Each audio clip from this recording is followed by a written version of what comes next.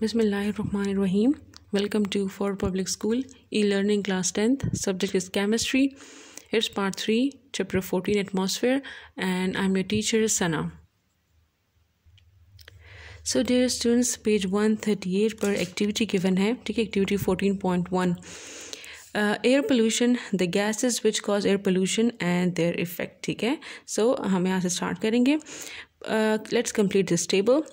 What is it? ठीक है, carbon dioxide के बारे में है, ठीक है, its advantages and disadvantages and how we can reduce it. So carbon dioxide is made when hydrocarbons are burned. जब हम हाइड्रोकार्बन्स बर्न करते हैं तो हमारे पास कार्बन डाइऑक्साइड गैस, ठीक है, वो बनता है. How? Like for example, methane CH4 is hydrocarbon. When it reacts with oxygen, it release or it form carbon dioxide gas, water, and energy is also released. Then carbon dioxide is useful because it helps in respiration of living organisms, but too much carbon dioxide is harmful because जब हम बहुत ज़्यादा carbon dioxide inhale करते हैं तो वो it can cause death.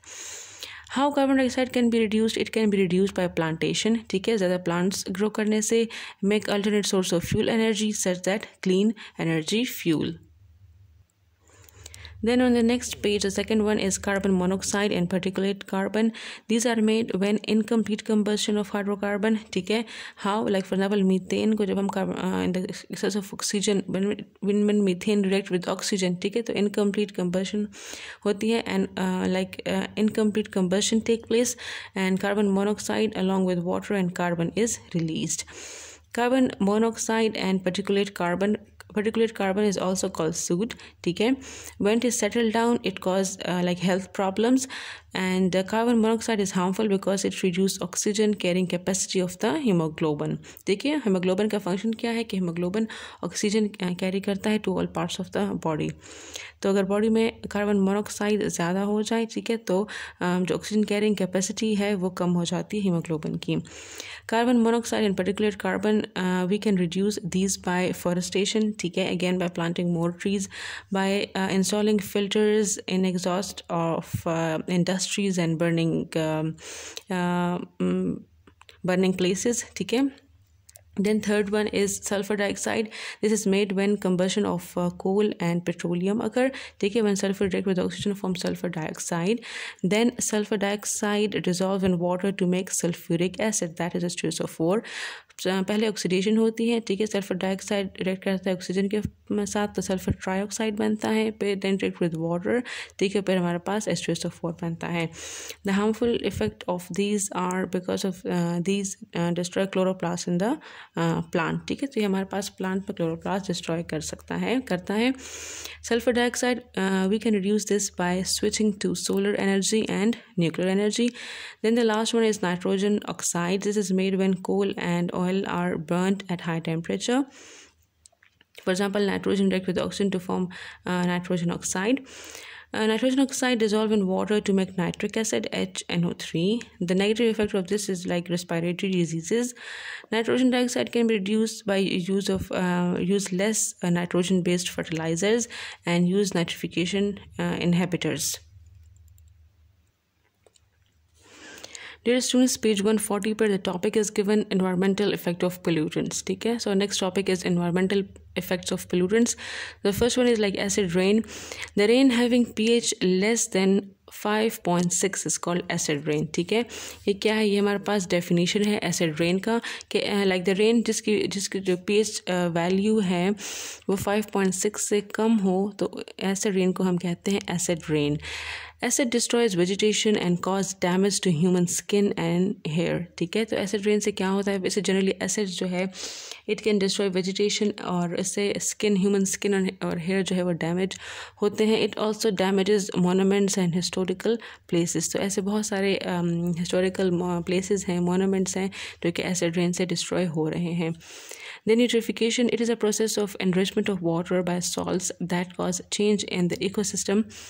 such as increased production of algae and aquatic plants, decrease in the production of fishes and deterioration of water quality.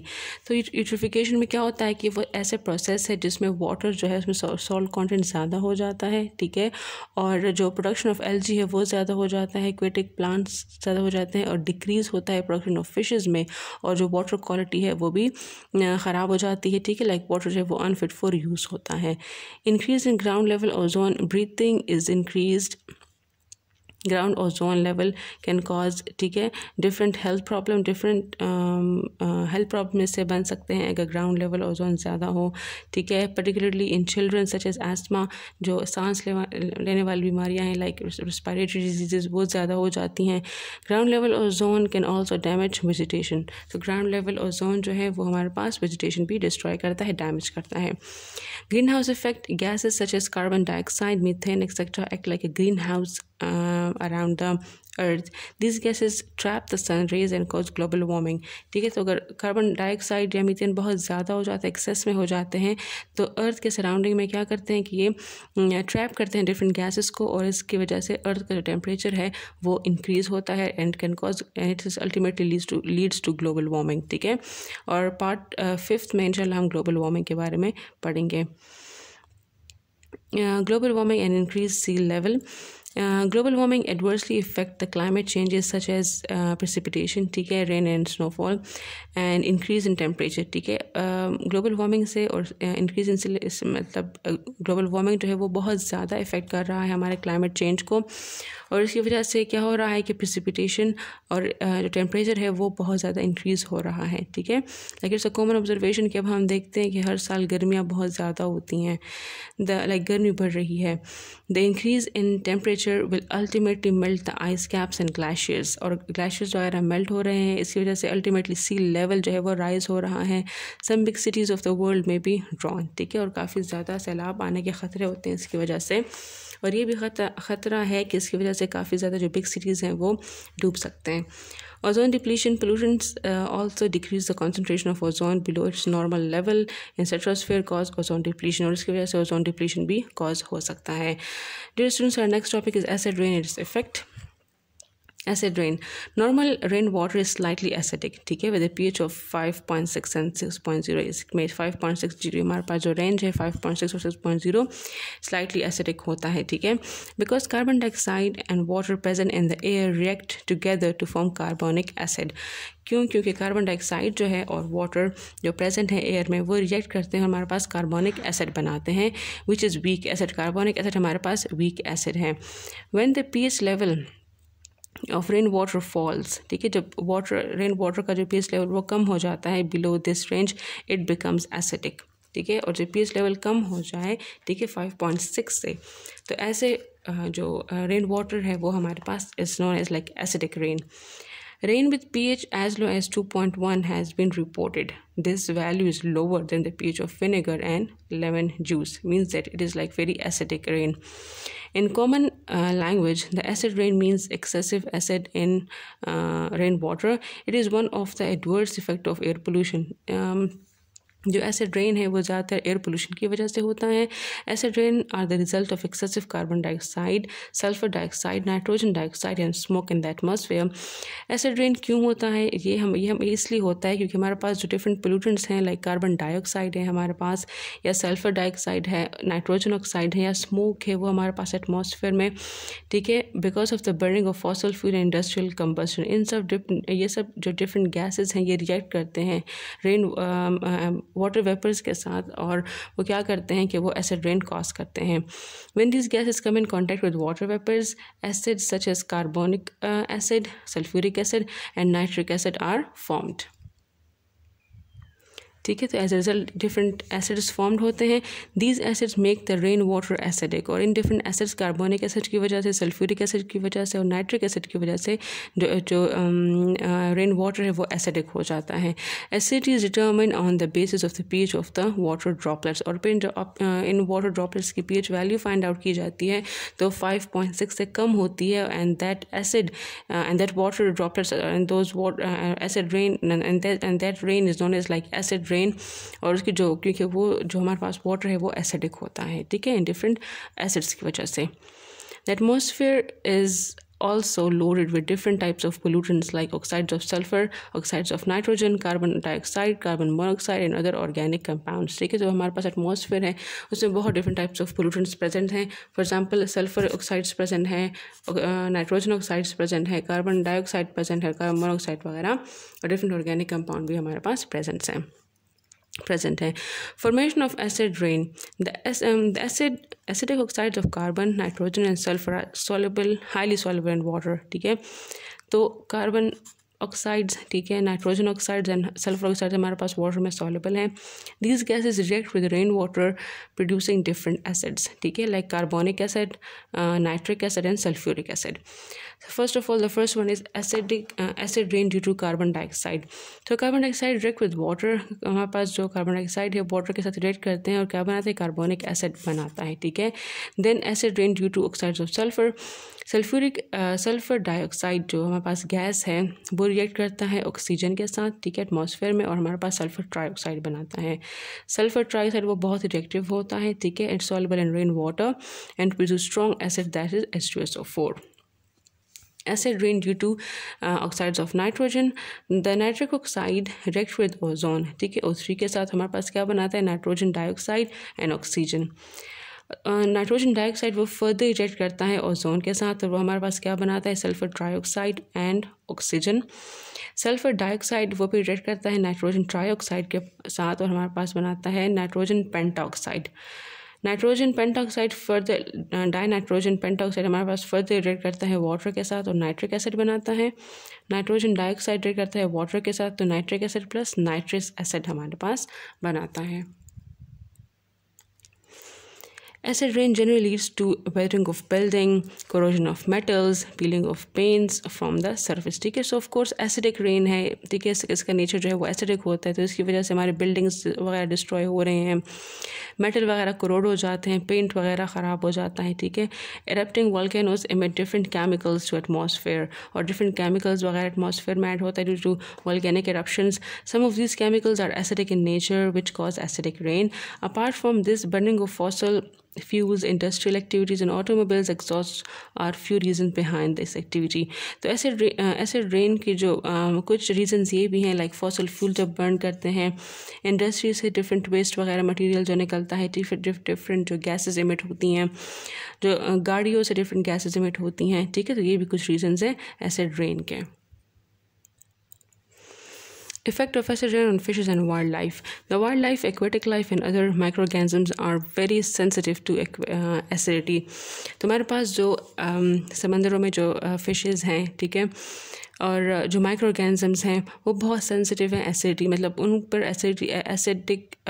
Acidity का बहुत जल्दी उन पर असर होता है. ठीक है, एट pH 5 pH पर most fish eggs can not hatch. At lower pH, ठीक है, अगर pH लेवल जो है वो कम हो, some adult fish die even if the species of fish और animals can tolerate moderately acidic water but the animals और plants they eat might not be available. कुछ फिशेस अगर एसिडिक वाटर जो है वो टॉलरेट कर भी ले, बर्दाश्त कर भी ले, लेकिन उनके लिए जो फूड वगैरह जिन पे वो डिपेंडेंट होते हैं, ठीक है, जो वो खाते हैं, तो वो इस एसिडिक वाटर में नहीं रह सकते, तो उनके लिए फूड अवेलेबल पर नहीं होता. For example frog can tolerate the conditions at the pH 4, ठीक है, मतलब फ्रॉग जो है वो टॉलरेट कर सकता है, बट मे फ्लाइज के they eat are more sensitive and may not survive below pH 5.6. लेकिन वो जिन मे फ्लाइज पर फूड के एज अ फूड डिपेंडेंट है तो वो 5.6 से अगर pH कम हो तो वो पेड़ सर्वाइव नहीं कर सकते. सो इनके लिए फिर फ्रॉक्स के लिए फिर फूड अवेलेबल नहीं होता. Effect of acid rain on plants and trees. The plants are also damaged by the acid rain. Acid rain removes minerals and nutrients from the soil. ठीक है, acid rain क्या करता है, वो minerals वगैरह soil से remove करता है. Their plants and trees need to grow. The young plants, especially the newly growing buds जो होते हैं, tips are very sensitive to acid rain. At high altitude, acidic fog and the cloud decrease nutrients from the trees and plants, leaving them with the brown dead leaves and the needles.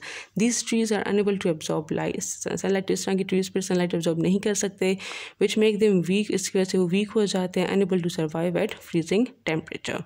ठीक है, then the effect of acid rain on materials. Acid rain cause wide ranging damage to buildings वगैरह बहुत ज़्यादा destroy हो रही हैं, sculptures वगैरह as well as other things made up of limestone and marbles etcetera, क्योंकि CaCO3 कैल्शियम कार्बोनेट रिएक्ट करते हैं, H2SO4 के साथ रिएक्ट करता है, तो इससे calcium sulphate, carbon dioxide gas and water बनता है। The calcium sulphate is soluble in water, ठीक है, वाटर में सॉल्युबल है, washed away with rain water, और ये वाटर रेन वाटर के साथ ख़राब हो जाता है।